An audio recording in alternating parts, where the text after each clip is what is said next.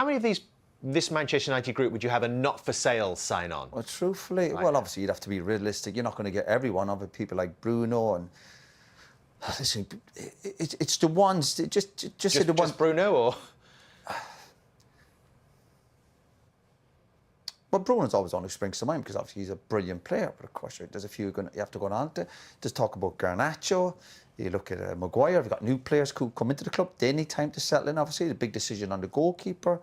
You need a world-class striker, but it's who comes in for these players. So would you fight to keep some of these younger ones that have been talked about? Garnacho, Kobbie Mainoo. So dramatic. Good grief, eh?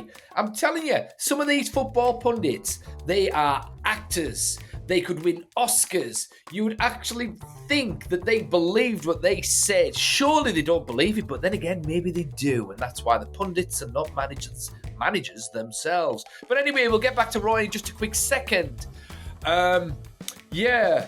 But if you like this clip, remember to like, share, and subscribe, and don't forget to click the notification button so that you know when the next Big D video hits. And as ever, something is bubbling up inside of you, something is on your mind. You know what to do. Stick it in the comments. The Big D reads all of the comments, and he's always interested in what is on your mind.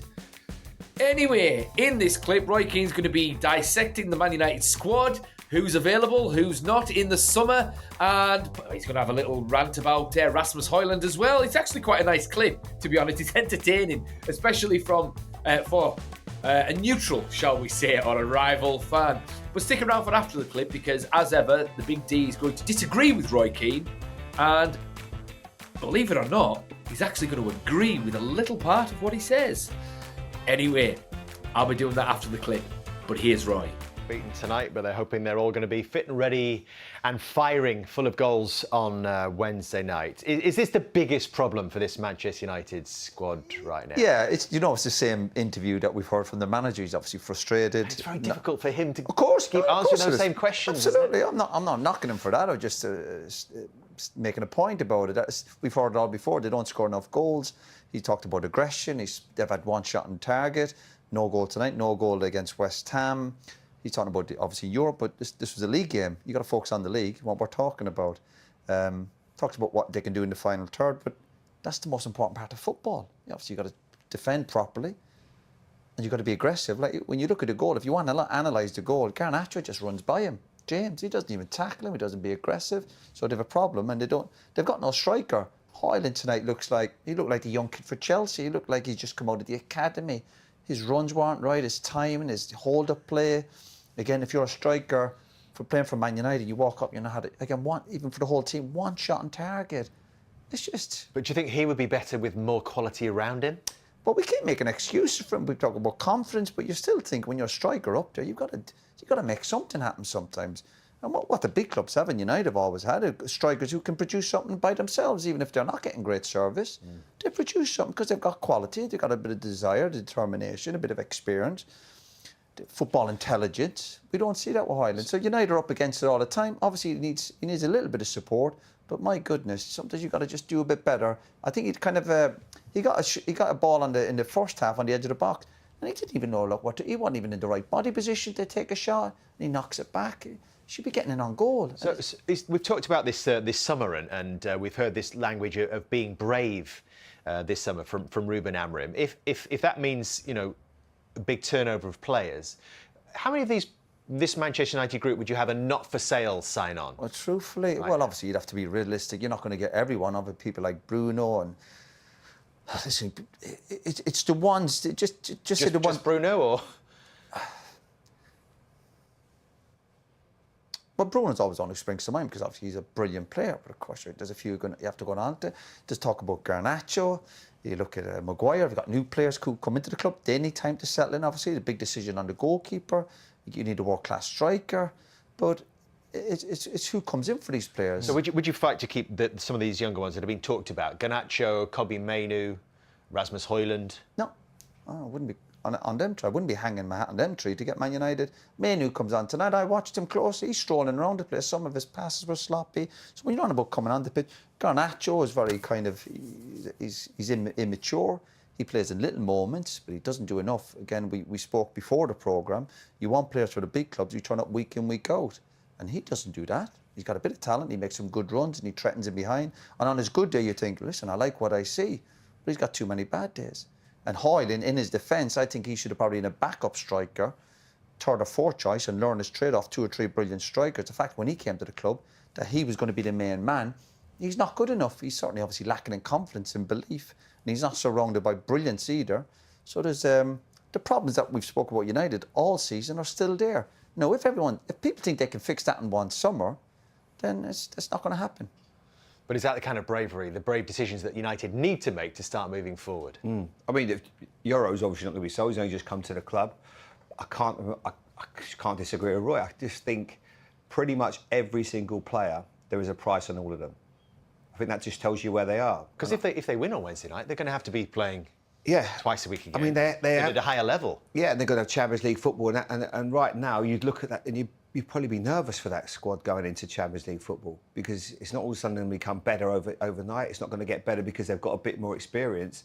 So I think pretty much every single player, I think Jason Wilcox and all the new CEO, they will look at it and go, if the offer's right, and then we can bring in somebody younger, better, we'll have to do it. But what's the positive to these teams? Well, I've mentioned it before. You something watch certain teams and you hang your hat on something. You say they're really technically very good. They're fit. They're brilliant at set piece.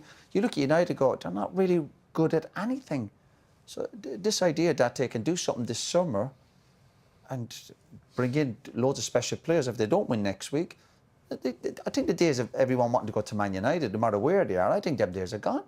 I don't think there'll be players looking to sign for Man United unless they're. You don't think there's that extra, cachet about the club anymore? No, that's gone. That bit of excitement with the club. I think the fans even here tonight. I don't think the United fans are angry anymore. It's just an acceptance. Even the manager's interview there, he's accepting where they are. Now, obviously, you have to be realistic, but you still want to show emotion and a bit of anger. I think United fans will be going back up the motorway to Manchester tonight, going, "Oh, that's what we thought would probably happen." And that's a sad. I didn't come here today 1 second and think that Man United would win, or even Tottenham Who today. did? No one. Well, I certainly didn't. No. And I don't think the manager did. And more importantly, I don't think the players believed they could come and win tonight.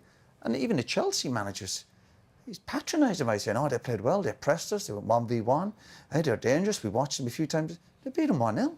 And one shot on United target. One shot target. He's just what they're doing to United, they're patting them on the head, going, off you go back up to Manchester.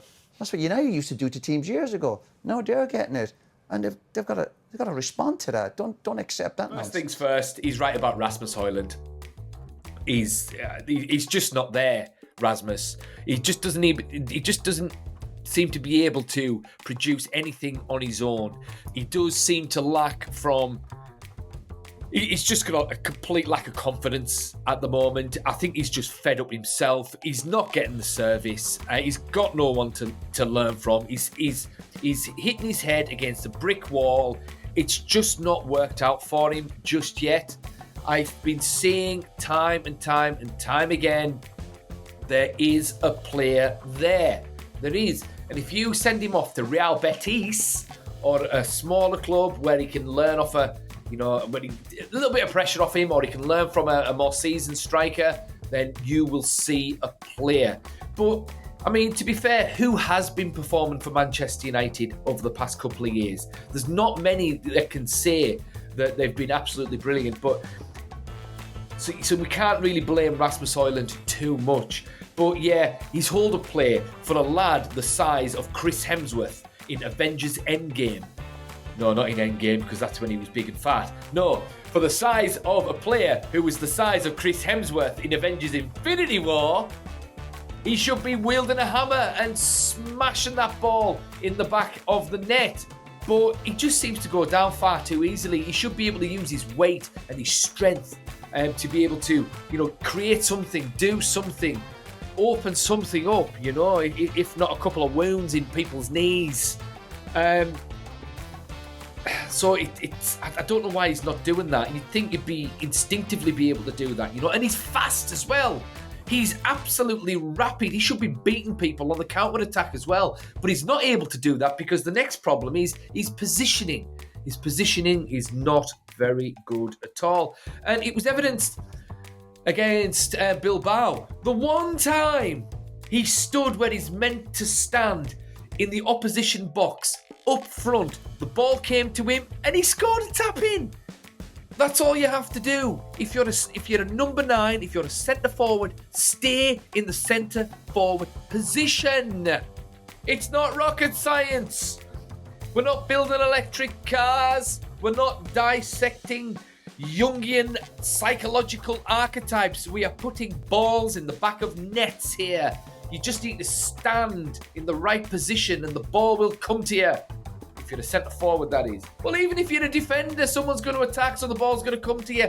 Positioning is key. Anyway, so that's Rasmus Højlund. But in terms of the squad, it's not a question of everyone's available. I don't think that. Obviously, Bruno's not available. Ugarte won't be available. They've only just bought him, and he's been getting better and better. Jamie Redknapp's right. Euro's not available. De Ligt won't be available. Who else? Dalot won't be available. I mean, why would they want to sell Dalot or Mazraoui? Mazraoui's been a really good player. We've just signed Dorgu, so he's gone nowhere. We won't be selling Luke Shaw. Not that anyone would want him because he is a bit of a sick note. And the same with Mason Mount as well. They won't be selling Rasmus Højlund. No chance. They might sell Garnacho though. They might sell him mainly because of that PSR business, because they can get 100% profit on him or something, whatever that was. So I could maybe see him going. I mean, Rashford's out the door, Sancho's out the door, Anthony's probably going to be out the door. So there are going to be maybe 4 or 5 players who are going out the door, but the whole squad's not going anywhere. And like I said in a previous video, Man United only need 3 players and a pre-season to get this team purring again. That's it. And if we get a good result on Wednesday, fingers crossed, then that might be a possibility. But anyway, what do you guys think? Is Roy right about Rasmus? Is Roy right about all the players? Are they all available for transfer? Who would you sell? Who would you keep? Thoughts in the comments, and the Big D will see you in the next one.